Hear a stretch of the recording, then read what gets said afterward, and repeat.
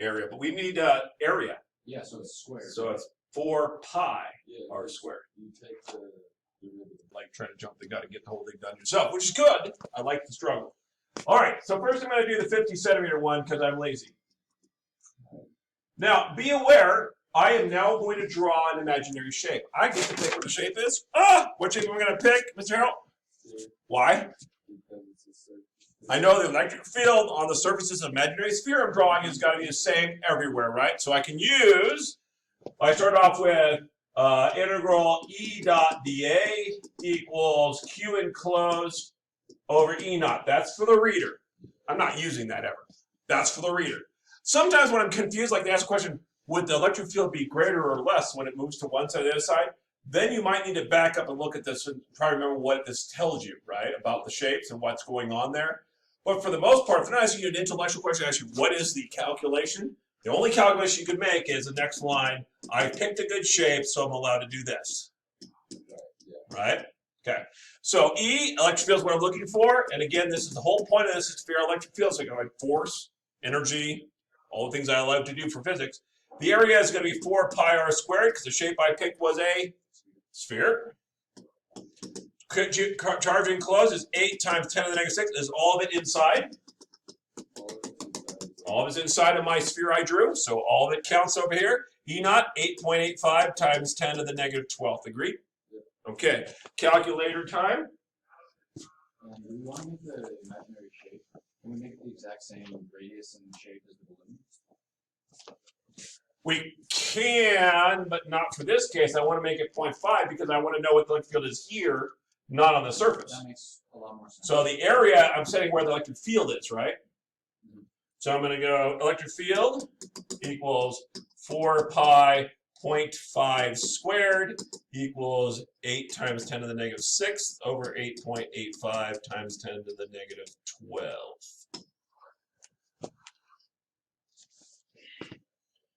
So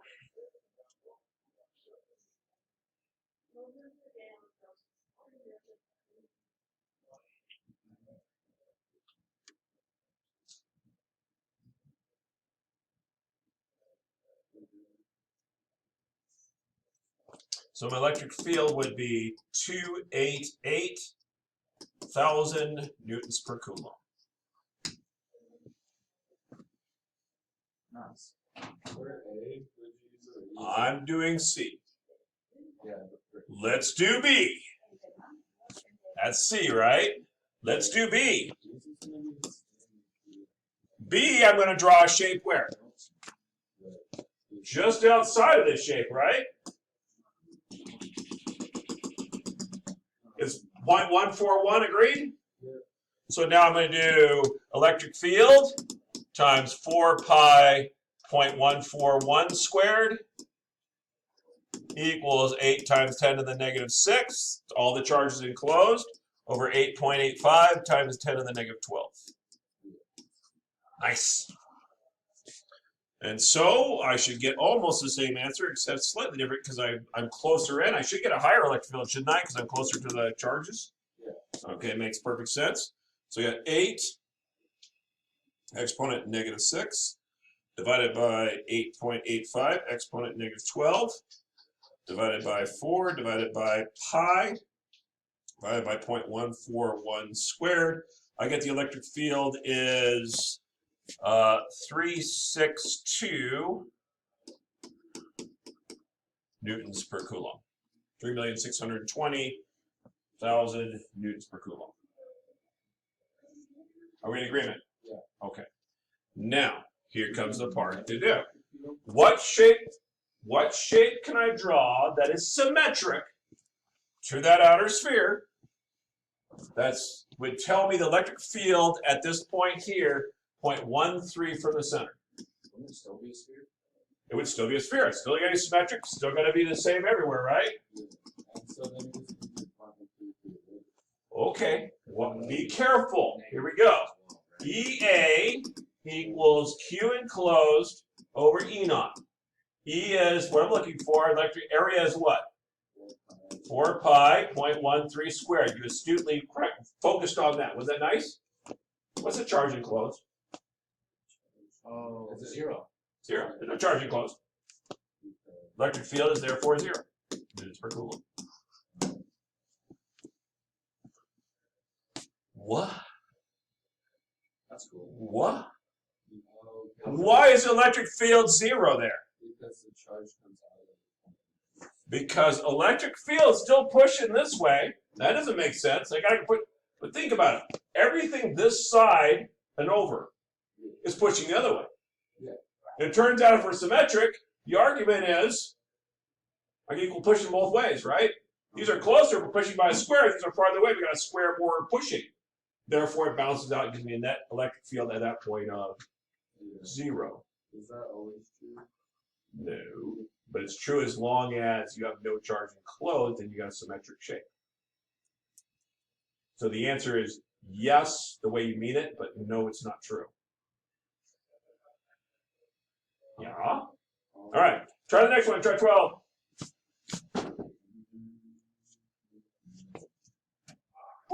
Means a bit of metal. So you got a bit of metal. It's long. Why do they use quotation marks long? So we're going to use a part in the middle and not worry about the fact that it's going to curve outwards, right? That's not our problem. Over here, it might be curving, not my problem. I want to know the middle, and I'm going to pretend like the length of it is so big that the middle doesn't have any bending at all.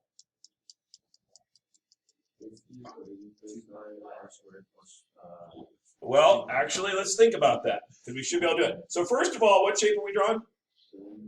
Cylinder. We're drawing a cylinder with the same axis, right? So it's going to be like this.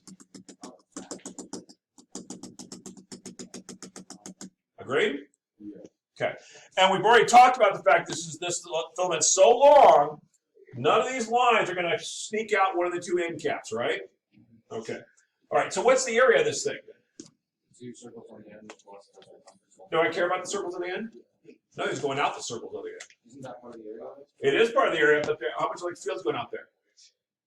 0. There should be 0 flux lines there, right? If I'm correct and there's no bending. Now, we also think theoretically, if you're closer to the edge, right, then all heck breaks loose, right? You can't do what we're about to do. What we're about to do is we're going to say the ends have no flux lines going out at all. I certainly don't want to count for them because why? Electric field here is different than this one. I violated my first rule of Gauss, which is they got electric field going to be the same on every part of my surface, right? Yep. I don't want anything on those two end caps. I want nothing going on those end caps. If there's something on the end caps, I'm going to ignore it, say it's very small. Don't look at it too closely. So it's 2 pi r. So all it is this rolled up piece of paper, right? Yeah. So what's the area of that? Wait, did this do the surface area minus the surface? Well, why? It's just the circumference times the length, right? So here's the length, and then the circumference around one big circle would give you the area of that thing once I unwrap it, right? Yeah. So the area would be equal to, or the surface area would be equal to 2 pi RL, R being out. But we haven't specified how big my cylinder is. How big is my cylinder for the first part of the problem? 5 centimeters, right? I'm going to make it so this is 0.05 meters. Does the length not matter then? Yeah. Well, we imagined the length, didn't we? So if it matters, we got a real problem. Like, I imagine the length is this, the electric field changes. No, that can't be right. So the length can't matter, although right now it's in my equation, isn't it? And we better deal with that eventually, right? At some point, that's got to go away. Because otherwise, I just imagine the length of my imaginary shape and it changes electric field. No, not really. Right? So we're going to do for the people reading my test, I start off with this, right? Yeah. And then I know full well, if they're making me calculate it, I can't calculate anything but this. So what's the electric field? That's what I'm looking for. What's the area? We just said that's 2 pi RL. Now I'm starting to get nervous, starting to sweat a little. That's equal to, it gets worse. What's the charge enclosed? Well, what is the charge enclosed? I've got a cylinder sliced like this. It's negative, the charge unit length is negative 70 microcoulombs, or 10 to the negative 6 coulombs per meter. So how do I find my charge enclosed? Charge times length. The charge per unit length times length. So lambda times L, and look what happens to that L you were worried about a second ago. it's gone. And it has to go, right? If it doesn't go, You got like a yeah, fiber my optic. imagination changed the electric field of the universe. No, we're not going to go there. Right? Field is equal to lambda over 2 pi r. Electric field is going to be equal to 70 times 10 to the negative 6th. Negative 70. Negative 70, sorry. Well, negative 6th. Times nothing over 2 pi, the radius I chose, which is 0.05, times the times 8.85 times 10 to the negative 12. Roger that? 1.05 times 8.85 times 10 to the negative. I got negative 2517705.3. That sounds reasonable. All right. Oh, there's the 70 exponent negative 6 divided by 2 divided by pi divided by 0.05 divided by 8.85 exponent negative 12. Bam. I got 2.52 times 10 to the 7th. Newtons per coulomb. Hey. For B, I got negative 4. Am I wrong? Oh, it should be negative, by the way. I dropped the negative. Right? Good. Is he keeping this here? Yeah, hide it someplace if you want. I'm not going to be watching it, though. C, I got like negative 69.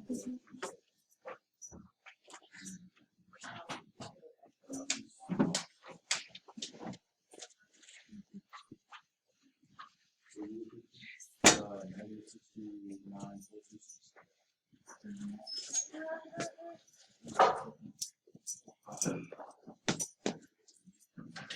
Randall. That's a really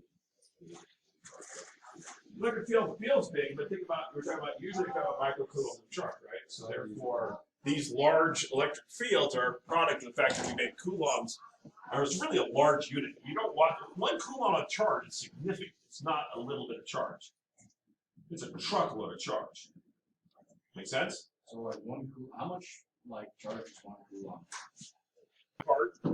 That's something you can imagine, right? 1 coulomb, 1 coulomb. What is the, like, I'm holding on to one. This one's fixed in place. I try to hold this one in place. How much force would it take?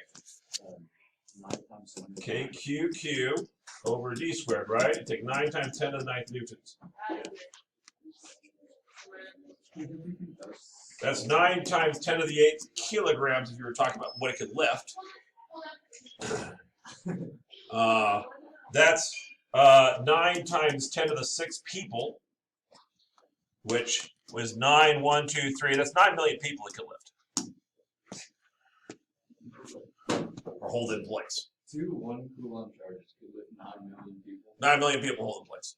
So, yeah, these are huge charges. You don't see these walking down the street too often, right? It's a matter of the fact that we picked a really weird unit for coulombs, which is unfortunate, and that's why you'll see microcoulombs in most textbooks. That's what's normal. All right. I hit pause.